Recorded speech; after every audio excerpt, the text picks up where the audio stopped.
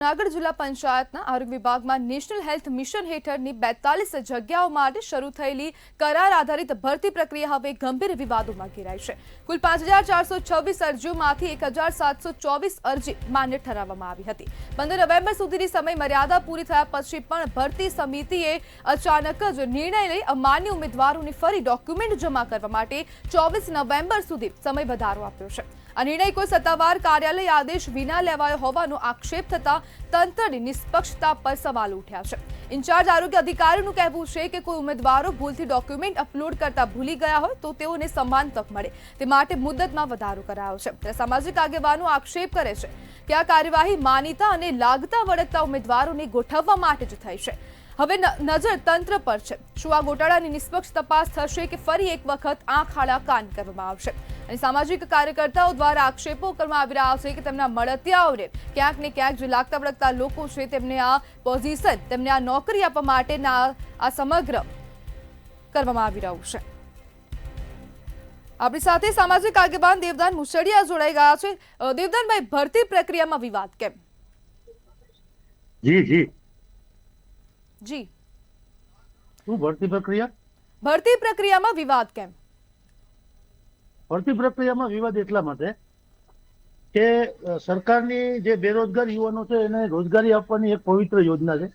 પેલા રાજ્ય સરકાર પોતે ભરતી કરતી હતી, પણ હવે જ્યારથી કોન્ટ્રાક્ટ સિસ્ટમ આવી છે ત્યારથી સ્થાનિક જિલ્લા પંચાયતને સ્થાનિક અધિકારીઓને સરકારે સત્તા આપી છે, તો અધિકારીઓ નિયમ અને કાયદાના ઓઠા હેઠળ એના મળતિયાઓને સિલેક્ટ કરવા માટે કેવા ત્રાગા કરે છે એનું આ ઉદાહરણ છે।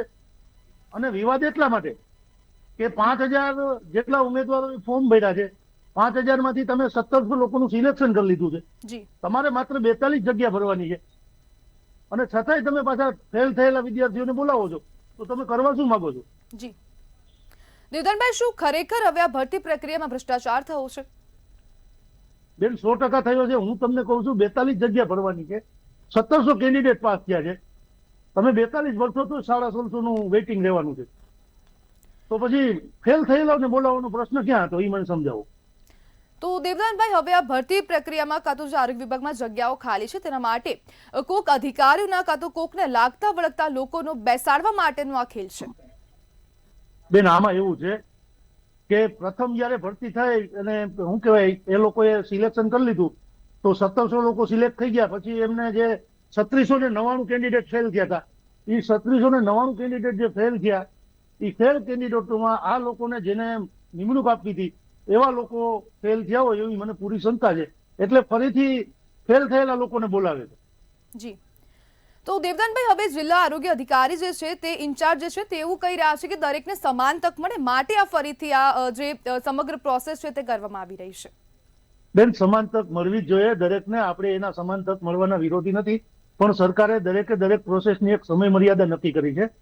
તેમના પોતાના કાર્યાલય આદેશની અમને 15-11 સુધીનો જ સમય પહેલેથી ફિક્સ કરેલો હતો, તો પછી સમય વધારવાની વાત ક્યાં આવતી હતી? 15-11 સુધીમાં જે ભરતી પ્રક્રિયા કરવાની હતી બધી ઓલરેડી લોકોએ કરી લીધી હતી।